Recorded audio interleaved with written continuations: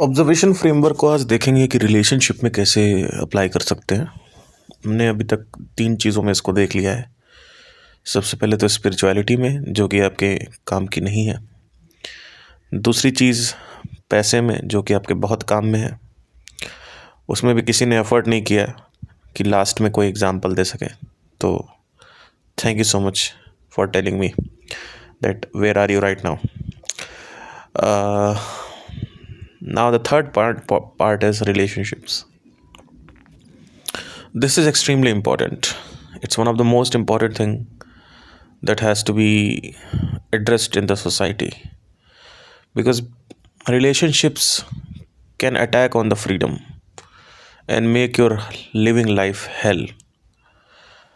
Because the court of the India, government of India, is not actually helping males after getting divorced. The situation gets worse and worse and worse because the alumni payment, मतलब इसमें क्या होता है कि आपका अगर lawyer अच्छा है तो you get more alumni. You can get maybe 40-50 lakhs rupees so let's say you are earning 50,000 rupees. So if the lawyer is good, आपकी जो वाइफ का है, तो 40,000 रुपीज़ एलुमनाई हर महीने आपसे ले ली जाएगी। ऐसे तो हर महीने आप 50,000 में से 30-40,000 अपनी औरत को दे रहे हो, और ये आपको तब तक देना है जब तक गवर्नमेंट कहेगी, मे बी 5 साल 10 साल। और अगर बच्चा है तो भी देना है। ऑफ कोर्स अगर बच्चा नहीं है तो थोड़ा कम देना होगा, but let's say if you are earning 50,000 rupees and there is a baby also, then 40,000 तो मिनिमम आपको देना ही पड़ेगा कहीं ना कहीं से। ये एक डिसाइडमेंट होता है, मतलब एक डिसाइडिंग फैक्टर होता है। ऐसा नहीं है कि 40 फिक्स्ड है, बट द मोटा point is that the relationships can be living hello. First of all, after divorce, if your wife is not taking mutual divorce, यानी वो भी एग्री कर रही, वो कह रही मैं नहीं लूँगी, तो आपको उसको छोड़ने के लिए सेटलमेंट और एलुमनाई बहुत ज़्यादा देना पड़ता है। उसके अलावा आपको बहुत ही अधिक तौर पे टॉर्चर झेलना पड़ता है डाइवोर्स के पहले भी। तीसरी चीज़ ये है कि अगर आपकी गर्लफ्रेंड है तो 2-3 चीज़ें हो सकती हैं। एक तो है कि अंडरस्टैंडिंग के इश्यूज़ हो सकते हैं। दूसरी चीज़ ये है कि वो किसी से चीट कर सकती है, तो that again will become a nightmare for you. और इसमें मेडिटेशन और स्पिरिचुअलिटी कहीं काम नहीं करेगा, क्योंकि अटैचमेंट पालने का मतलब है कि आप शेर की गुफा में जा रहे हैं। तो स्पिरिचुअलिटी ये कहती है कि या तो शेर की गुफा में मत जाओ, और अगर शेर की गुफा में जाओ तो ये एक्सपेक्ट मत करो कि कोई तुमको बचाने आएगा। तो वहाँ पे तुम्हें ही लड़ना है, वहाँ पे जो होगा वो होगा, ठीक है। तो relationships cannot be prevented through spirituality. The pain of the relationships cannot be prevented through spirituality. That has to be well understood. That's why somebody asked Jay Krishnamurti कि आपका रिलेशनशिप नहीं है, तो उन्होंने बोला मेरा कोई रिलेशनशिप नहीं है, thank God. He told thank God कोई अटैचमेंट्स मेरे पास नहीं है, because he had some attachments in his life, but he realized that nothing is going to help you. No amount of knowledge, intellect, or self-control, or skills, or atmagyan, or whatever is not going to help you in that. Yeah, definitely there is himmat to face all these situations, but 110% pen जो है वो same ही रहता है। तो मतलब आशिक का जो pen है और आपका पेन है, दोनों सेम है। कोई आवारा आशिक है और आपका सेम ही रहेगा। तो अटैचमेंट्स में कोई हेल्प नहीं मिलती स्पिरिचुअलिटी से। The only thing which you get with spirituality in attachment is like अब ये हो रहा है और झेलने की एक थोड़ी हिम्मत आ जाती है, लेकिन दर्द ख़त्म नहीं होता। टूटोगे नहीं आप, एक तरीके से एक चट्टान बन जाओगे। तो चट्टान का मतलब ये नहीं कि चट्टान पे हथौड़ा नहीं पड़ेगा। हथौड़ा चट्टान पे भी पड़ता है, हथौड़ा पानी पे भी पड़ेगा, हथौड़ा लकड़ी पे भी पड़ेगा। तो ये मत सोचो हथौड़ा कम हो जाएगा। लोग सोचते हैं हथौड़ा का प्रभाव कम हो जाएगा। हथौड़ा उतनी तेज़ लगेगा जितनी तेज़ लगने वाला है। तो रिलेशनशिप फ्रेमवर्क जो है या ऑब्जर्वेशन फ्रेमवर्क जो है, इससे रिलेशनशिप कैसे इंप्रूव करी जाती है। फर्स्ट ऑफ ऑल, लोगों को ये पता ही नहीं है कि उनको कैसी लड़की चाहिए या लड़का चाहिए।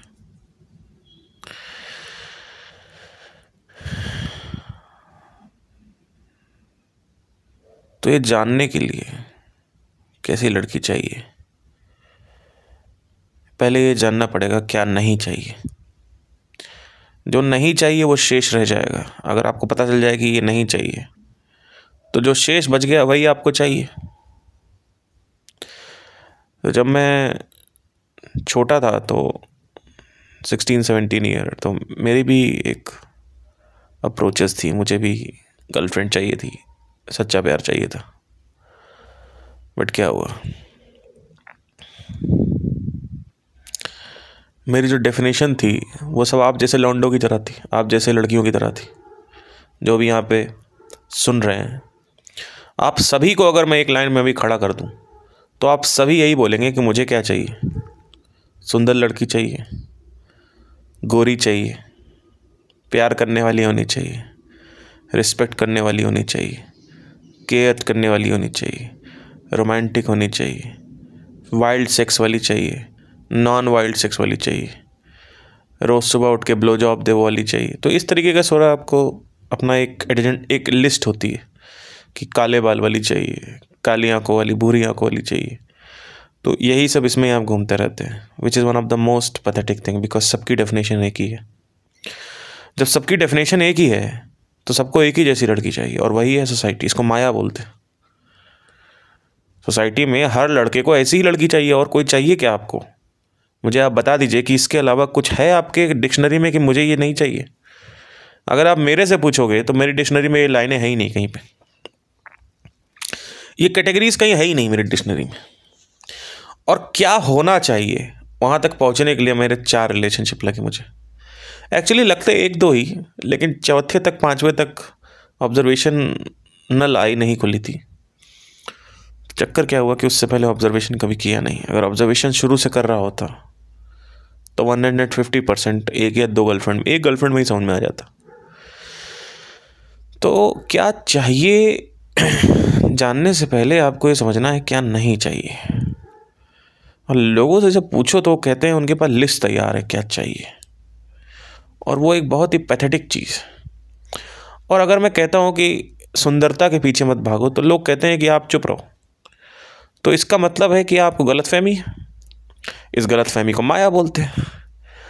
और मेरे कहने पे आप सुंदर लड़की से रिश्ता तो तोड़ोगे नहीं, या सुंदर लड़की के पीछे जो चेस कर रहे हो वो तो आप छोड़ोगे नहीं।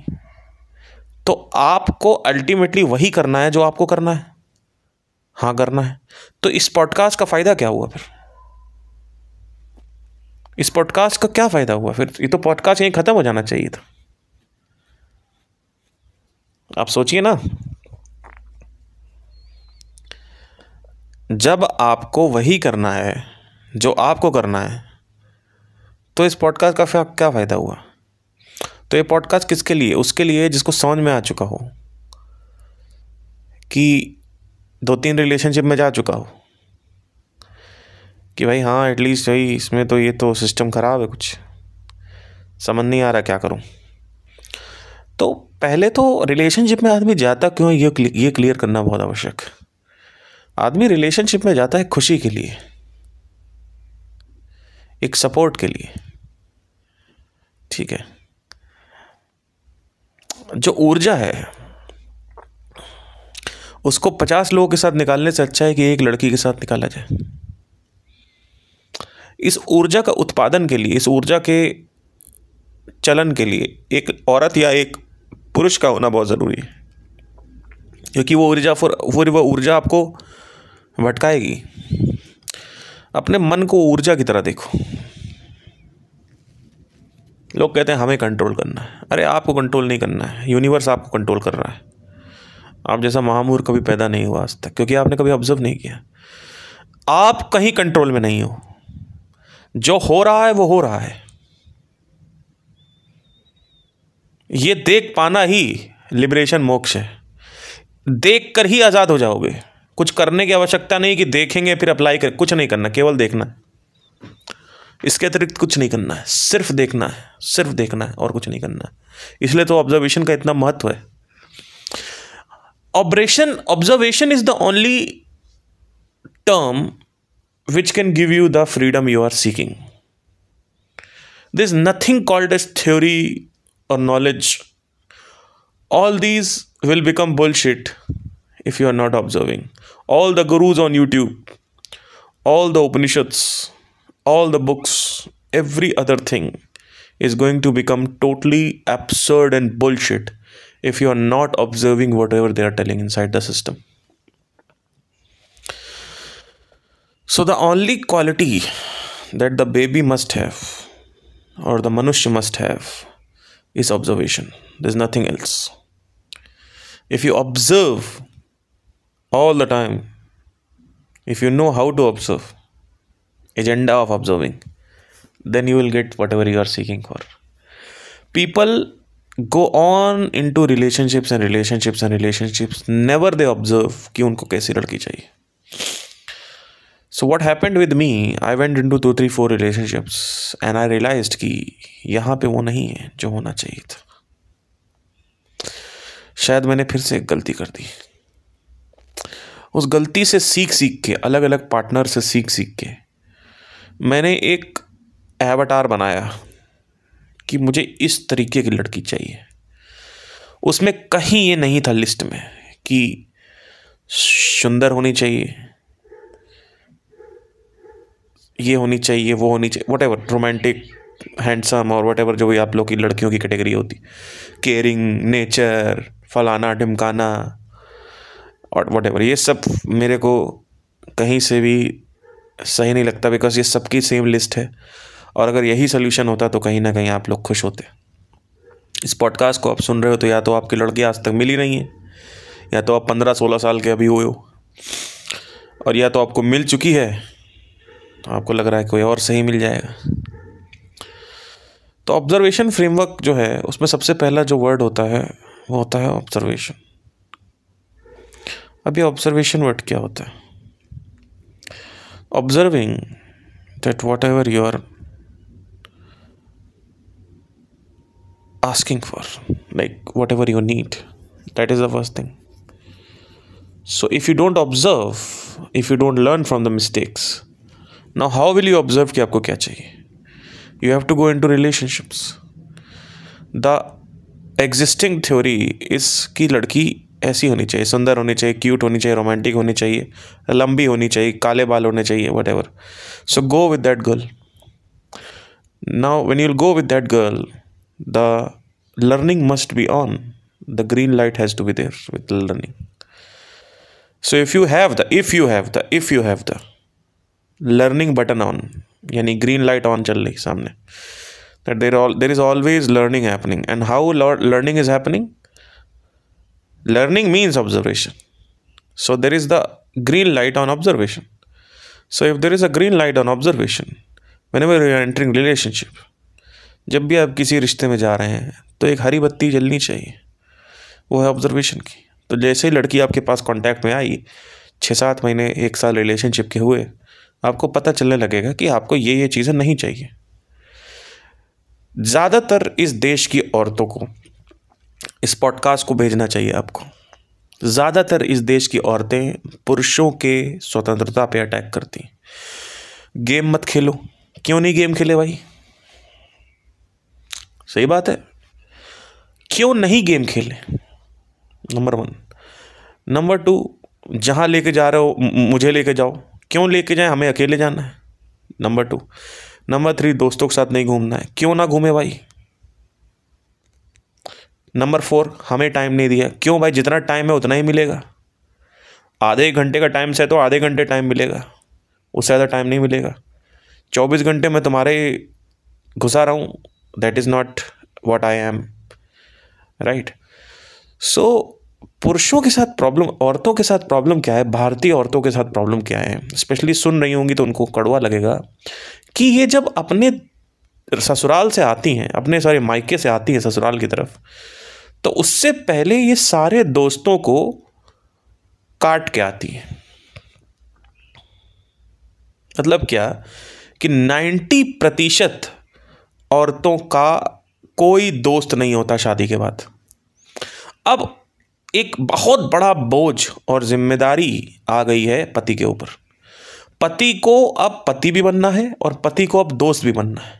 दो कंडीशन आ गए, लेकिन पति के साथ ये नहीं है। पति के पास पत्नी है और पति के पास अपने दोस्त हैं। ये दो चीज़ें हैं, बड़ी खतरनाक चीज़ है। तो 90% औरतों का जो दोस्त हैं वो होते ही नहीं शादी के बाद। अब इसका रीज़न क्या है, कारण क्या है? इसका कारण ये है कि 90% औरतों का जो दोस्त होता है वो लड़का होता है। और शादी के बाद क्या होता है कि कोई अलाउ करेगा नहीं ऐसे कि भाई लड़के से बात कर रही है या फिर, है ना। तो चक्कर क्या होता है कि लड़कियों की जो दोस्ती आपस में होती है वो हवाबाजी होती है सिर्फ। आपने कभी भी अगर देखो, आप मूवीज़ भी देखोगे ना, तो बने चाहे दुश्मन ज़माना हमारा सलामत रहे, उसमें दो दोस्त हैं। यारा तेरी यारी, उसमें दो पुरुष हैं। और ये दोस्ती हम नहीं, इसमें दो दोस्त हैं, दोनों पुरुष हैं। आप देखो जहाँ भी दोस्ती की बात होती है वहाँ पे दो लड़कों की दोस्ती की बात होती है। कभी ऐसा नहीं होता कि दो लड़कियाँ, आपने देखा कभी कि दो लड़कियाँ आपस में पिक्चर बन रही है दोनों के ऊपर, कि दो लड़कियाँ गहरी दोस्त हैं और मरी जा रही हैं एक दूसरे के लिए और संकट में एक दूसरे का साथ दे रही हैं? आपने कभी देखा है ऐसा? बहुत रेयरेस्ट ऑफ, मैंने तो कभी नहीं देखा अपनी ज़िंदगी में कि मेरे आसपास भी जो लड़ाइयाँ होती हैं वो दो मेल बेस्ट फ्रेंड्स की होती हैं। मतलब दो मेल बेस्ट फ्रेंड के लिए होती है कि भाई मुझे अपने दोस्त के साथ ना, मेरा दोस्त मेरा दोस्त मेरा दोस्त। औरतों का दोस्ती नहीं है कोई। उनका कोई दोस्त है भी तो किटी पार्टी में बस अपना खाया पिया, अपने पति को एक अपने दूसरे पति से कंपेयर किया कि भैया मेरे पति के पास तो स्विफ्ट है, तुम्हारे पति के पास BMW है। और उस पति के पास, दोनों ही पति के स्विफ्ट पर पति के BMW से आ रही हैं। दोनों को ही शर्म नहीं आ रही है कि चलो ठीक है तुम घर की गृहिणी हो, ठीक है, लेकिन एटलीस्ट शो ऑफ तो मत करो अपनी पति के BMW का। तो मुझे इन सब चीज़ों को इतना मैंने ऑब्जर्व कर लिया है कि मुझे इन सब चीज़ों से नफ़रत हो चुकी है। मैं बहुत फॉर्चुनेट हूँ कि मैं मिडिल क्लास में पैदा हुआ हूँ। मैंने ऐसी ऐसी चीज़ें देखी हैं, ऐसी ऐसी चीज़ें देखी हैं। ये जो कंटेंट मैं उठा के ला रहा हूँ, ये ग्राउंड लेवल से उठा के ला रहा हूँ। औरतों को शादी नहीं करनी होती, औरतों को पार्टी करनी होती है। उनके लिए दुनिया का सबसे बड़ा दिन होता है वो 3 दिन की जो पार्टी होती है, उसमें हल्दी मेहंदी और ये और वो, उसके बाद फिर हनीमून पे जाएंगे, बस ख़त्म। वो शादी ही इसीलिए करती है, उनका जो एजेंडा होता है वो यही होता है। हर किसी का नहीं होता, मैं बस एक बता रहा हूँ। लेकिन आप अभी किसी भी अपनी गर्लफ्रेंड से कहोगे चलो कोर्ट मैरिज कर लेते हैं, तुरंत मना हो जाएगा, नहीं नहीं नहीं कोर्ट मैरिज नहीं, मेरे अपने सपने हैं। अरे क्या इंपॉर्टेंट है तुम्हारे लिए? तुम्हारे अपने सपने, पार्टी करना इंपॉर्टेंट है। वो पार्टी जहाँ पे लोग आके कंपेयर कर रहे हैं, वो कह रहे हैं वो तो देखो 12 तोला सोना दिया था, हमारे यहाँ तो 13 दिया था, हमारे यहाँ तो 24 दिया था। वो देखो हार कितना हल्का है, हमारे यहाँ तो काफ़ी मोटा हार है। अरे कानों की बाली कितनी हल्की है, हमारे यहाँ तो कानों की बाली कितनी मोटी थी। अरे समोसे में नमक कम था, अरे लड़का लड़की की दूल्हे हाइट कम है, अरे ये अरे वो अरे ये अरे वो। तो साला जिसको तुम बुला रहे हो पार्टी में, वो साला अपनी पार्टी से कंपेयर कर रहा है। तो किस तरीके की पार्टी कर रहे हो? ये क्या है? ये सब ये हो क्या रहा है? ये क्यों इतना ईगो और अहंकार को इतना महत्व देना है? अपने ईगो को क्यों बढ़ाना है? क्यों इतना शो ऑफ करना है? उसके बाद जो लड़का है उस पर सारा अटेंशन तुम्हारा पार्टी पे है कि पार्टी में ये होना चाहिए, पार्टी में वो होना चाहिए, ये ऐसा होना चाहिए, वैसा होना चाहिए। तुमने बचपन से 20 साल से ये कभी खुशी कभी गम और ये दुनिया के ढोखले तुमने देख रखे हैं, ये दीदी तेरा देवर दीवाना और दिलवाले दुनिया ले जाएंगे, और ये सब तुमने सब कुछ देख रखा है। और उसको देख देख के तुम्हारे दिमाग में भरा हुआ है कि पार्टी होनी चाहिए, पार्टी होनी चाहिए, पार्टी होनी चाहिए। और जब मर्द पार्टी कर रहा है तो उस पार्टी में तुम नाटक कर रही हो अपने दोस्तों के साथ। खुद की पार्टी कर रही है, वेडिंग पार्टी, और वो पार्टी कैसी है, जहां पे सिर्फ शो ऑफ है और कुछ नहीं, कुछ है ही नहीं। खाना, अरे हमारे यहाँ तो मटर पनीर भी थी, इनके यहाँ तो सिर्फ, अरे सॉरी, हमारे यहाँ तो पनीर भुर्जी भी थी, इनके यहाँ तो केवल मटर पनीर है।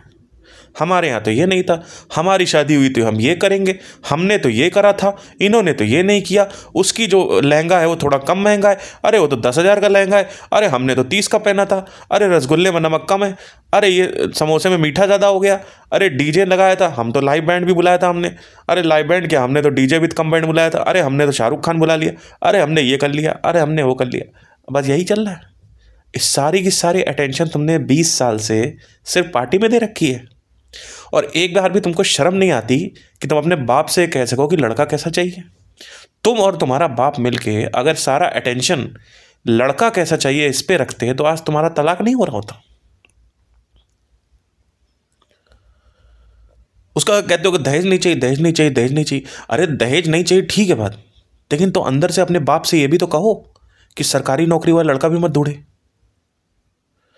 खुद तो तुम्हें लग्जरी की तलाश है, खुद तुम्हें सिक्योरिटी की तलाश है, खुद तो तुम्हें एक हाईएस्ट प्रेस्टीज वाला लड़का चाहिए, और उसके बाद जब लड़के दहेज मांगते तुमको लगता है लोग दहेज मांग रहे हैं, दहेज प्रथा लगा रहे हो। ये किस तरीके की चीज़ें हैं?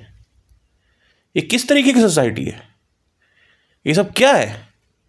ये क्या चल रहा है? सब अपने अहंकार को भरने के लिए बस ये और ये करना, ये करना है। लड़कियों का सारा ध्यान पार्टी पे होता है, उनको वेडिंग नहीं करनी है, उनको पार्टी करनी है। लड़कियों का सारा ध्यान अगर लड़कों पे हो जाए तो उनका लड़के की चॉइस अच्छी हो जाएगी, हाँ लड़का अच्छा है चलो ठीक है, लेकिन ये तो 50,000 कमाता है, ये क्या मेरे को संभालेगा, मुझे तो 1 करोड़ में भी सच्चा प्यार करने वाला मिल रहा है। तो भैया यहाँ पे ना लॉ ऑफ डुअलिटी होती है। अब मैं आपको एक ऐसी बात बताता हूँ कि सारी की सारी लड़कियों के सैंडल उतर के नीचे गिर जाएंगे।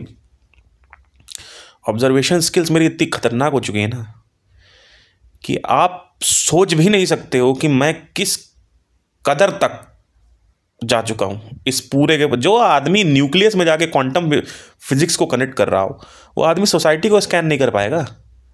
अब मैं आपको बताता हूं एक ऐसी चीज जो आपकी धज्जियां उड़ा देंगी।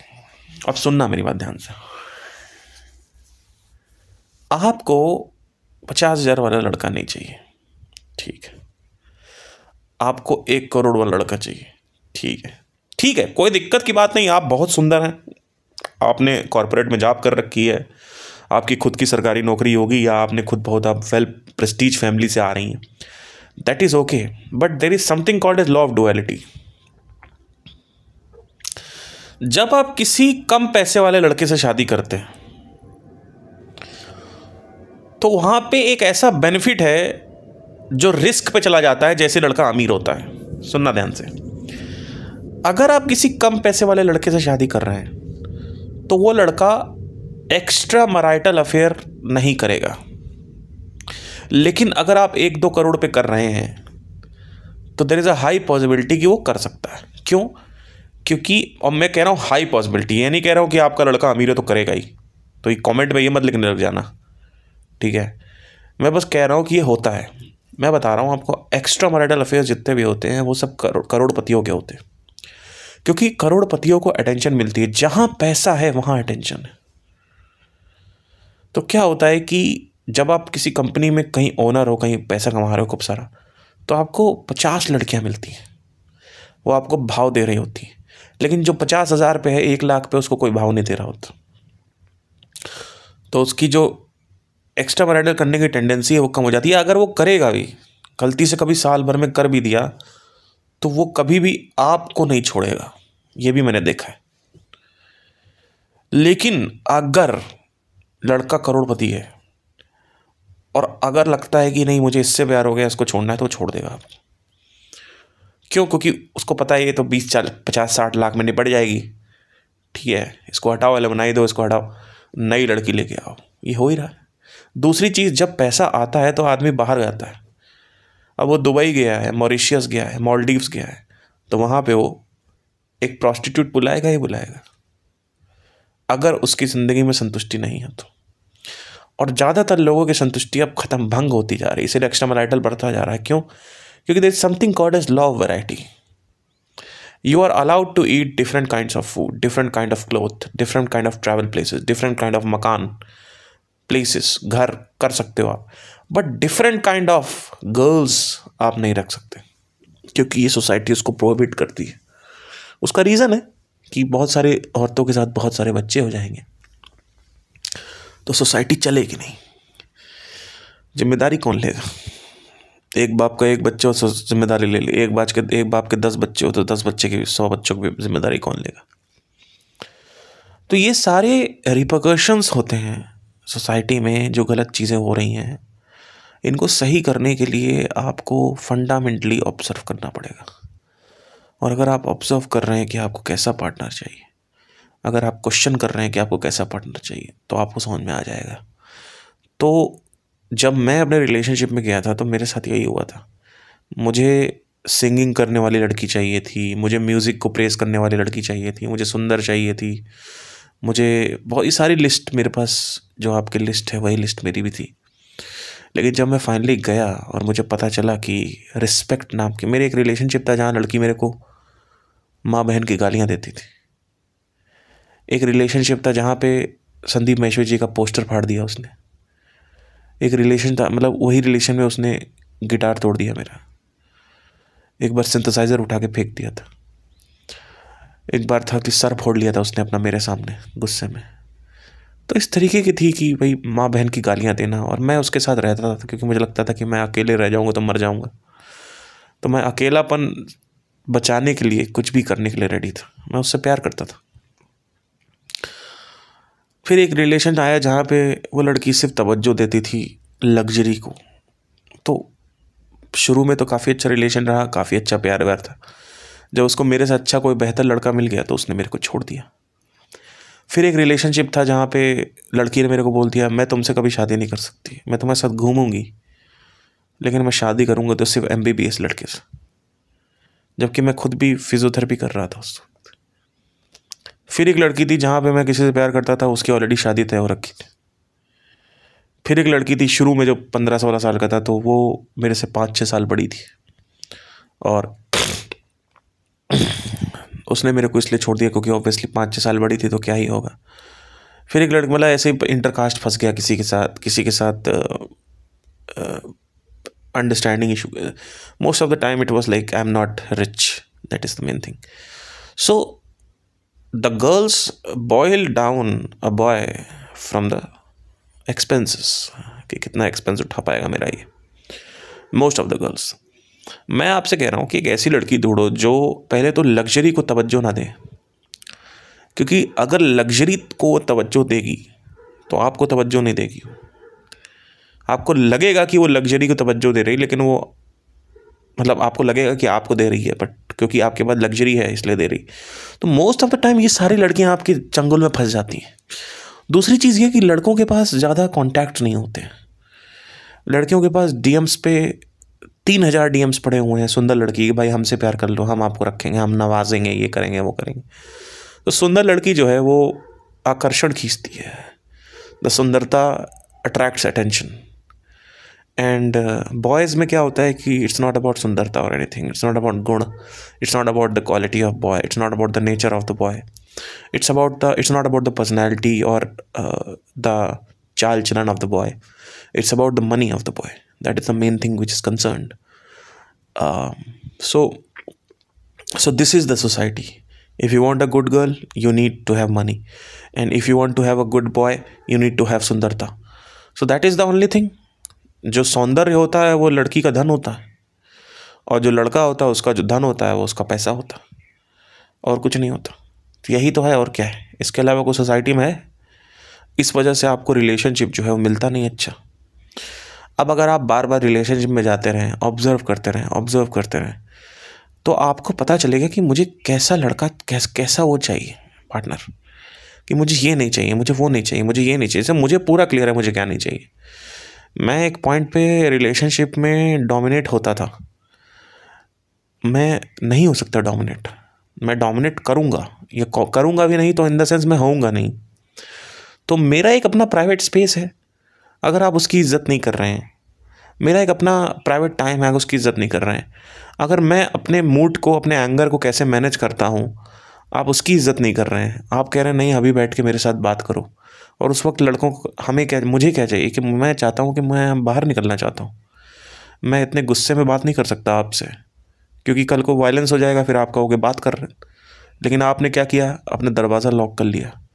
आपने कहा नहीं अभी बात करो, अभी ख़त्म करो। अभी कैसे ख़त्म हो जाएगा? तो आप ये सब रिस्पेक्ट ही नहीं कर रहे हो, आप समझ ही नहीं रहे हो। आपको दिन में 12-12 घंटे मेरा टाइम चाहिए, मैं नहीं ले पाऊंगा इतना टाइम। ये सब मेरी क्वालिटीज़ है, ये सब मैंने ऑब्जर्व किया है अपनी ज़िंदगी में। मेरे पास इतना टाइम नहीं है कि मैं आपको 12-12 घंटे आपसे फ़ोन पे बात करूं। मेरे पास इतना टाइम नहीं है कि मैं आपसे 2-2 घंटे बात करूं। मैं आपसे बात करूंगा, लेकिन वो एक जो होता है बैलेंस, वही कर सकता है एक इंसान। ठीक है, मैं चिपकू था एक टाइम पे, बहुत चिपकू लड़का था, लेकिन आज मुझे नहीं हूँ। मैं वो पर्सनालिटी नहीं है मेरी। मुझे क्या चाहिए मुझे अच्छे से पता है रिलेशनशिप में। तो मैं आपकी तरफ सारी सारी अपनी रिस्पॉन्सिबिलिटीज़ पूरी करूँगा। लेकिन भाई आप अपनी खुशी, आप खुश नहीं हो तो वो आपकी प्रॉब्लम है। ठीक है, एक आदमी एक हद तक ही खुशी रख सकता है आपको। तो अब आपको अननेसेसरी अगर एक्सपेक्टेशन है मेरे से जो आउट ऑफ द बाउंड्रीज है, वो नहीं पूरी हो पाएंगी। ठीक है, आपको चाहिए कि मेडिटेशन वाली खुशी कोई मिल दे, तो वो तो आपको मेडिटेशन में मिलेगी। आपको अगर चाहिए कि आपको गुस्सा ज़्यादा आ रहा है, तो भाई वो तो आपको फिर साइकेट्रिस्ट को दिखाना पड़ेगा। आपका गुस्सा मैं सही करूं, गुस्सा आपको आ रहा है, आपको लग रहा है मेरी वजह से आ रहा है, तो आपके साथ प्रॉब्लम्स है। आपको लाइफ में आपके गोल्स नहीं है, आपके दोस्त नहीं है, आपकी एनर्जी को, तो मैं क्या करूं उसमें? आप बनाइए ना अपने दोस्त, और अगर दोस्त नहीं बना रहे हैं तो चुपचाप उसको त्याग दीजिए। क्यों आपको दोस्त का प्यार चाहिए पति से? पति पति का प्यार करेगा, दोस्त का प्यार नहीं करेगा। दोस्त का प्यार होता है कि मतलब भाई आज तो मुझे एक लड़की अच्छी लग रही है, मैंने वो भी आपको बता दिया, तो वो भी दोस्त का प्यार होता है। तो पति का प्यार पति का प्यार होता है यार, मतलब एक अंडरस्टैंडिंग होती है। अगर दोस्त का प्यार ही होता तो दोस्ती से ही शादी कर लेते। दोस्त मतलब पति नाम का कॉन्सेप्ट ही नहीं होता ना, फिर तो दोस्त बेस्ट फ्रेंड से कर लो, क्या दिक्कत है? तो मैं एक बता रहा हूँ कि हर चीज़ की अपनी एक प्लेस है। जैसे माँ है, वैसे बाप है, वैसे भाई है, बहन है, वैसे दोस्त है और पति है। ये अपना अलग अलग चीज़ है। अब आप चाहो कि मैं आपके सारे अपने दोस्त छोड़ के आके, तो ये सारी चीज़ें जो हैं मैंने बहुत ज़्यादा ऑब्जर्व करी हैं। और बॉटम लाइन जो मैंने देखा है, अगर मैं एक लाइन में आपको बताऊं, वो है कि अपने पति का फ्रीडम पे अटैक मत करो। इसमें दो कॉन्सेप्ट्स हैं जो बहुत इंपॉर्टेंट हैं, जो आपको समझने हैं। कि बहुत सारे ऐसे लड़के शादी कर लेते हैं अपनी फ्रीडम का कटवाने के लिए, क्योंकि उनको उस वक्त सेक्स चाहिए होता है, उनको प्यार चाहिए होता है, उनको एक इल्यूजन होता है। लेकिन शादी के 1-2 साल बाद उनको रियलाइज़ होता है मैं इतना फ्रीडम नहीं दे सकता। मैक्सिमम जो ब्रेकअप्स हो रहे हैं 99.99999% यानी 100% ब्रेकअप, 100% ब्रेकअप जो होते हैं, 100 वो होते हैं फ्रीडम पर अटैक करने से। अब वो फ्रीडम अलग अलग कॉन्सेप्ट से ही ला सकते हो आप उसको। जैसे फॉर एग्जांपल कि मुझे 2 घंटे चाहिए एक दिन में कि मेरे से बैठ के बात करो, और आप कह रहे हो कि यार मैं रोज़ क्या 2 घंटे तुमसे बात करूं। ये कोई रियलिस्टिक एक्सपेक्टेशन नहीं है कि मैं आपको टेबल लगा के 2 घंटा मीटिंग करूं आपके साथ बिजनेस की तरह बैठ के। ठीक है, और बात करने में 1-2 दिन तो आदमी 3-4 दिन बात कर भी ले, एक हफ्ते, दूसरे हफ्ते क्या कंटेंट है, बात ही क्या करोगे? क्या बात करोगे कि क्या मतलब कौन सा सब्जेक्ट है? सब्जेक्ट क्या, नहीं बात करो। अरे सब्जेक्ट क्या है, नहीं बात करो। अरे सब्जेक्ट, अरे कहाँ से बात कर ले यार। तो ये सब चीज़ें क्या कर रही हैं? फ्रीडम को कॉम्प्रोमाइज़ कर रही है, आदमी के फ्रीडम को मार रही है। आप किसी को बांध नहीं सकते हो। इंसान जो है वो बहुत हरामी चीज़ है। इंसान को आप बांधोगे, इंसान रिवोल्ट करेगा, चाहे वो कुछ भी हो। सारी की सारी जो रिलेशनशिप है उसमें जो तबाहियाँ हो रही हैं, चाहे वो माँ बाप का रिलेशनशिप हो, चाहे वो बाप बेटे का हो, माँ बेटे का हो, भाई बहन का हो, उसमें जो मेजर जो प्रॉब्लम्स होती हैं वो यही होती हैं कि मेरी फ्रीडम पे अटैक करती है। वो फ्रीडम क्या है? मान लो इस सरकारी नौकरी की तैयारी करो और आपको कुछ और करना है, तो फ्रीडम पे अटैक हो गया। फ्रीडम ही तो अटैक हुआ कि भाई आपको बांध दिया, प्रिजनर बना दिया एक तरीके से। तो अल्टीमेटली सब चीज़ में फ्रीडम पे अटैक हो रहा है आपके। अगर आप इन शॉर्ट बोलोगे तो everything attacks on the freedom of the human being. There is nothing called as कि मुझे मेरा पैशन फॉलो नहीं करने दिया जा रहा, ऐसा नहीं है। That is not the bottom line. The bottom line is that आपको बांध दिया गया है। द बॉटम लाइन इज़ कि आपको IPS निकालना है। That is the bottom line. वो है बॉटम लाइन, आपको बांध दिया गया है। बॉटम मेरा काम क्या है, कृष्णमूर्ति का काम क्या है, अध्यात्म का काम क्या है, कि आपको इस कंडीशनिंग से बाहर निकाला जाए। और कंडीशनिंग से बाहर निकलने के लिए आपको ऑब्जर्वेशन और क्लैरिटी ज़रूरत है, क्योंकि अगर ऑब्जर्वेशन होगी तो क्लैरिटी होगी।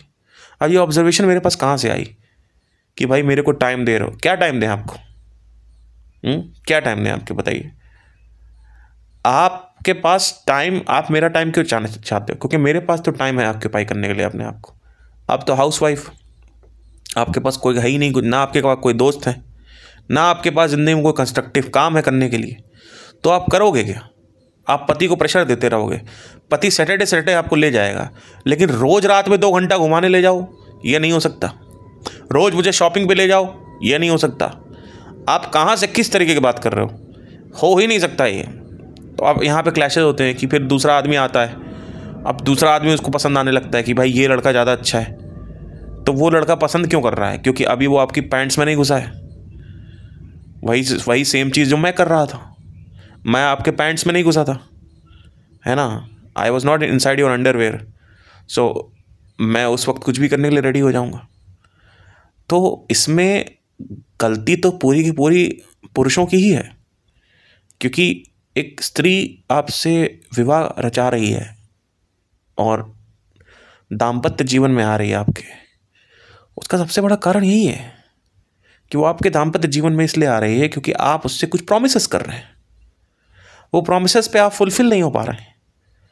तो मैं बस इस पॉडकास्ट के माध्यम से बताना चाहता हूँ कि जितने भी लड़के हैं वो बोलते कुछ और है शादी से पहले और हो कुछ और जाते हैं शादी के बाद। तो ये मत सोचिए कि ज़रूरी नहीं है कि आपका वाला टिकेगा आपकी बातों पे, राइट। अब इसका मतलब ये भी नहीं है कि हो सकता ना टिके, कई लोग टिकते भी हैं, राइट। तो इट्स नॉट जस्ट कि मैंने बोल दिया तो पत्थर की लकीर हो गया। It's all about observation. Most of the cases में मैंने यही देखा है कि अगर फीमेल जो है वो टॉर्चर हो रही है तो वो फ्रीडम की वजह से हो रही है, या मेल जो है टॉर्चर हो रहा है फ्रीडम की वजह से हो रहा है। तो 2 लोग टॉर्चर कर रहे हैं। और दूसरी सबसे बड़ी चीज़ ये है कि 2 खाली लोग आपस में मिल रहे हैं अपने आप को भरने के लिए। इट्स लाइक कि 2 बाल्टियां आ गई हैं एक दूसरे के पास और एक बाल्टी अपेक्षा कर रही है कि भरो मुझे। सोचो, आप अपने बाथरूम से 2 बाल्टी निकालो और अपने हॉल में आके रख दो और वहाँ पे कहो बाल्टी से भरो एक दूसरे को। यही हो रहा हो, कुछ नहीं हो रहा। तो एवरीथिंग इज नित्य, सब कुछ अनित्य है, सब भंगुर, सब टेम्पररी है। तो जो हो रहा है आज ज़रूरी नहीं कल वो होगा। तो आपको किसी पे आश्रित नहीं रहना है इस दुनिया में। अगर आपको आश्रित होना है तो इस शरीर और इस मन पे हो जाइए। इस शरीर और मन को आप एक ऐसी स्थिति में ला सकते हो कि ये आपको 24 घंटे आपका परम मित्र बनेगा। लेकिन आप कभी ना शरीर पे ध्यान दे रहे हो ना मन पे ध्यान दे रहे हो। आपका ध्यान कहाँ है? संसार पे। तो जो व्यक्ति संसार पे ध्यान दे रहा है, जो व्यक्ति संसार के लोगों पे ध्यान दे रहा है, संसार की वासनाओं पे ध्यान दे रहा है, यहाँ जाना है वहाँ जाना है, एम्स्टर्डम जाना है, फिनलैंड जाना है, यूरोप जाना है, यहाँ जाना वहाँ जाना, उससे क्या होगा? मैं देखूंगी तो मैं खुश हो जाऊंगी। अरे यार, बड़े से बड़ा एंटरप्रेन्योर क्या ट्रैवल करता है क्या? कौन ट्रैवल कर रहा है? ये साले मिडिल क्लास। इसके अलावा कौन ट्रैवल कर रहा है मुझे बताओ। ट्रैवलिंग कोई बहुत बड़ी चीज़ नहीं है। ट्रैवलिंग सिर्फ एक गेम की तरह है, जैसे आप बैठे गेम खेल लो। It's like masturbation. आप वहाँ जाओगे, आप वहाँ पे पहाड़ों को देखोगे, आप कहोगे मेरा दिमाग खुल गया। अबे ऐसे दिमाग खुल गया होता तो ऑब्जर्वेशन और उपनिषदों के वचनों की ज़रूरत क्या थी? अगर ऐसे ही दिमाग खुला होता, उसमें बोल देते जाओ पहाड़ पे चले जाओ, बैठ जाओ। पहाड़ों को देख के किसी को, अरे जितने भी कॉर्पोरेट स्लेव्स हैं ये सब पहाड़ों पे जाते हैं। पहाड़ों पे जाके वहाँ गांजा पीते हैं, वहाँ पे चरस मार रहे हैं, कोकेन फूक रहे हैं। इनका दिमाग खुल गया क्या? यात्रा करनी चाहिए, दुनिया को देखना चाहिए, उससे क्या होता है, उससे दिमाग खुलता है। भाई कुछ नहीं होता। कभी ट्रैकिंग करो, ठीक है, कभी कदार ट्रैकिंग करोगे, ठीक है, लेकिन अगर तुम अपना दिमाग अगर तुम मेरे से पूछते हो दिमाग कैसे खोलें, तो मैं कहूँगा भैया ये सब तो एक टाइम पास है और तुम अपना सिर्फ और सिर्फ जीवन वेस्ट कर रहे हो सिर्फ यात्रा करके। यात्रा करके आदमी अपने जीवन को सिर्फ वेस्ट करता है, क्योंकि आदमी कर किस उद्देश्य से रहा है? अपने दिमाग को खोलने के लिए, अपने आप को खुशी प्रदान करने के लिए। ये दोनों ही वा नहीं। अगर आपको जीना ही है, मेरे जान पहचान में एक आदमी है, वो उसको पूरी दुनिया घूमनी है। जैसे वो नहीं था क्या, तमन्ना कौन सी मूवी थी, अरे वो तमाशा, मुझे पूरी दुनिया घूमनी है, पूरी दुनिया घूमनी। अब निकल पड़े, बोरिया बिस्तर मांगा, पीछे निकल पड़े, ट्रैकिंग कर रहे हैं, पहाड़ों पे ट्रैकिंग कर रहे हैं, घूम रहे हैं। कुछ नहीं होने वाला, कुछ नहीं होने वाला। नीचे उतरोगे फिर सफरिंग, क्योंकि ऊर्जा का तुम कितना उत्पादन कर लोगे, ऊर्जा का जो प्रयोग है वो कितना कर लोगे? एक दो पहाड़ चढ़ जाओगे, थोड़ा बाइक लोगे, इधर उधर पहाड़ों में। मैं बहुत घूमा हूँ, रात में तो घर में होटल में ही आना है ना, फिर क्या करोगे? और कितना पहाड़ों पे घूमोगे? और एक पॉइंट के बाद पहाड़ों पे भी आपको बोरियत सेम शहर की तरह लगने लगता है। क्योंकि अगर ऐसा नहीं होता, जो पहाड़ों पे रहते हैं उनका दिमाग खुला होता। सारे पहाड़ों वालों का दिमाग जो है वो दिल्ली वालों की तरह है, कानपुर वालों की तरह, लखनऊ वालों की तरह। तो पहाड़ वाले ऐसा नहीं है कि कोई अगर बहुत ऊंचाई पर रहता है तो वो बड़ा खुला हुआ है दिमाग से। कोई खुला हुआ नहीं है। उसकी बीवी उसको परेशान कर रही है, उसके बच्चे प्रॉब्लम में संघर्ष है, उसको भी सफरिंग हो रही है। वो सुबह उठता है, अपना झोपड़ी खोलता है और देखता सामने सफ़ेद कलर का पहाड़ है, उसको कोई फ़र्क नहीं पड़ता घंटा। तुमको फ़र्क पड़ रहा है, तुमको फ़र्क पड़ रहा है क्योंकि तुम अभी गए हो। अभी वहाँ पे 1 महीना रुकोगे तो तुम्हारा दिमाग ख़राब हो जाएगा। वैसे ही जो प्रॉब्लम्स दिल्ली में है वही प्रॉब्लम्स वहाँ भी है। ठीक है, तो अगर आपको जीना ही है, वैरायटी लेनी ही है, तो आप सात्विक लेवल पे वैरायटी लो ना। अब ऑब्जर्व करो, कुछ ब्रेन को यूज़ करो ना, ब्रेन को कैपेसिटी बढ़ाओ ना। आइंस्टाइन की तरह 1%, 2%, 3%, 4% करो ना। आप क्यों वहाँ वैरायटी ले रहे हो कि आज लद्दाख जाना है, आज मनाली जाना है, आज दार्जिलिंग जाना है, कल दुबई जाना है? क्यों करना है ये? इससे क्या होने वाला है? यहाँ पे अगर जियोगे तो कुछ नहीं होगा। अगर तुमको जीना ही है, मैं जीने की बात कर रहा हूँ, मैं ये नहीं कह रहा हूँ कि ट्रैवलिंग ही मत करो। मैं कह रहा हूँ कि तुम जी ही वहाँ रहे हो। मतलब तुम कह रहे हो the living style, the quality of life is like this. The quality of life, even if you are travelling to नाना प्रकार के places, is not going to improve. If you want to use the energy to increase the brain capacity, to observe, to find out the truth about something, to investigate. That is the main thing. That is where the Elon Musk lives. That is where at least some level Jeff Bezos are living. These people are still doing much better than the people who are traveling or doing bhog vilas other. So it's better to do that rather than this. Then there is some other level, which the level which I am talking about is to use the brain to understand life, is to go further, deeper into observation, to increase the level of your observation, to increase the capacity of your brain, to understand the nature of the mind, to decipher something. That is the most amazing use of energy. So if you use the energy to travel, that is time pass, because you have wasted the energy. You have never reached anywhere. ना आपका कोई brain खुलेगा, ना आपकी कोई quality of life अच्छी होगी, ना आपको कोई खुशी प्रदान होगी उसमें। तो ये फालतू की चीज़ों से बाहर आओ और एक टारगेट पे ध्यान लगाओ। वो टारगेट है to observe and to investigate and to question. That's it. वहाँ से वो कर लो, फिर बीच बीच में एस्केप्स लेने जा सकते हो नेचर में। ठीक है, बिकॉज 80 साल की ज़िंदगी में तुमको घूमने के लिए भगवान ने नहीं पैदा किया है यहाँ पे। ठीक है, कि हमने पीक ऑफ एवोल्यूशन क्रिएट किया है घूमने के लिए।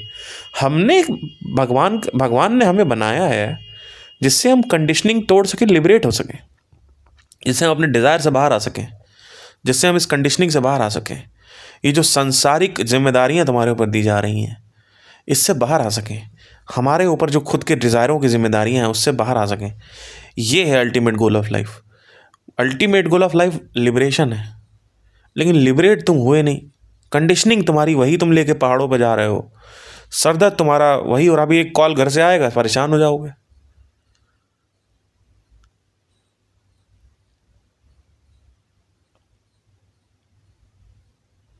चलो ठीक है, तुमने अपने सोसाइटी को भी नकार दिया कि सोसाइटी की बात तुम नहीं मान रहे हो, लेकिन अल्टीमेटली अंदर अंदर तुम्हारे अंदर है कि भाई थोड़ा और पैसा हो जाता तो ये खरीद लेते।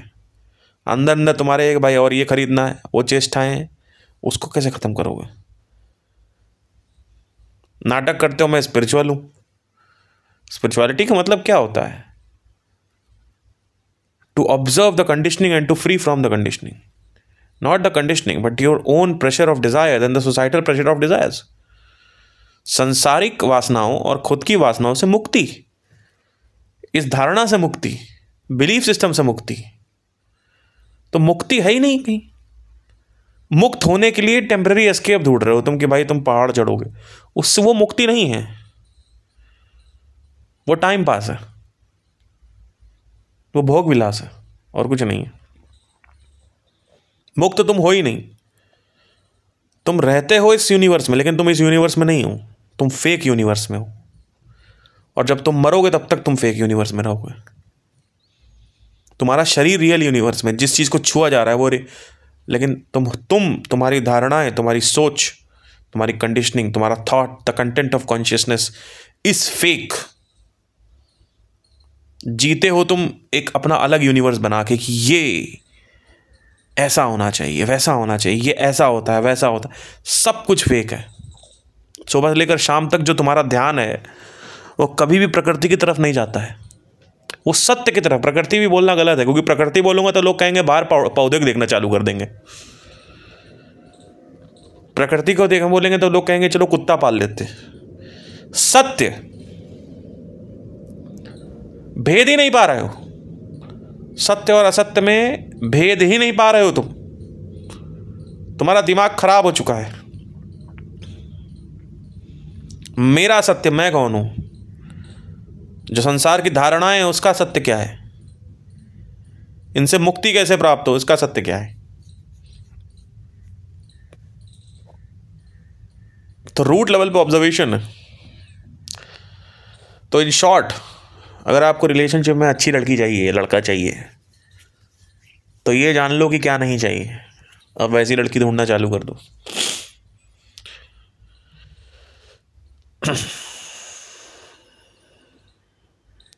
अगर मिल गई तो ठीक है, अगर नहीं मिली तो शादी मत करो।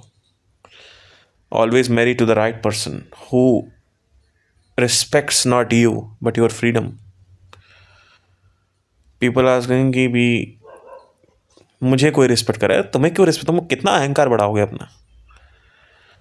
तुम्हारी क्या रिस्पेक्ट करे? क्या तुम्हारे पैर धुल के पिए क्या?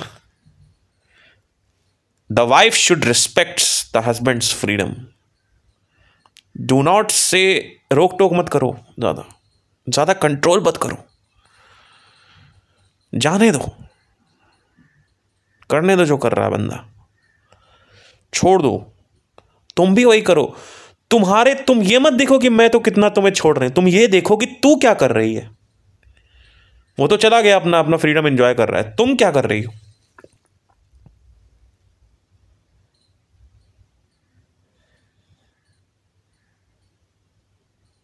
तुम अपने ऊर्जा का इस्तेमाल कैसे कर रही हो? तुम अपने 24 घंटे का इस्तेमाल कैसे कर रही हो? क्या कर रही हो तुम?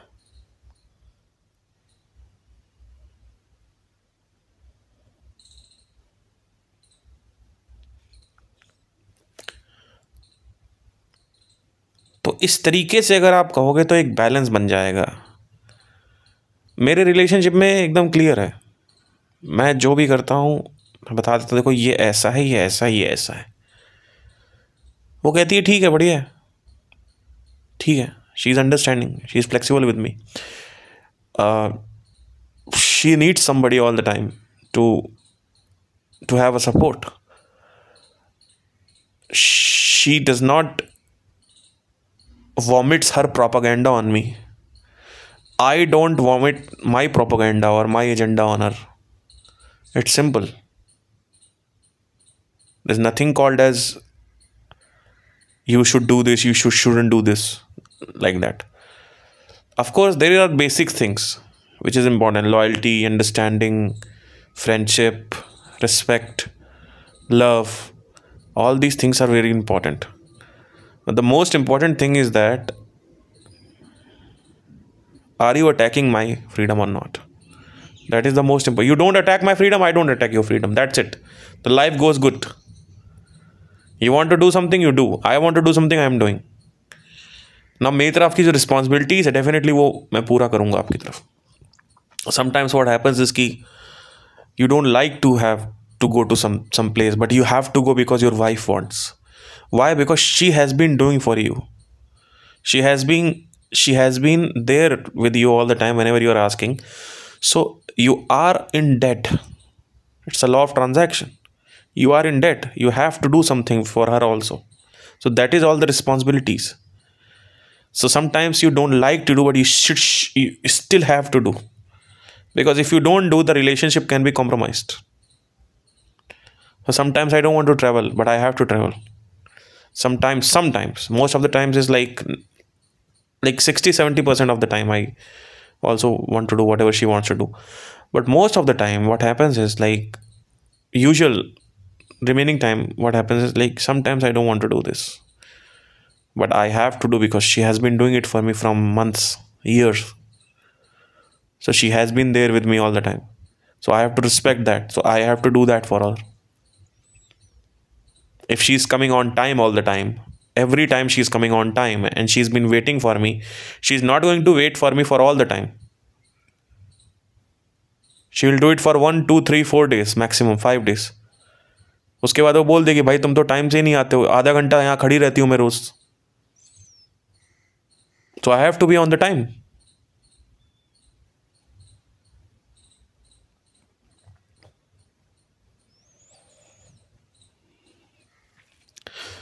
Thank you so much. Take care.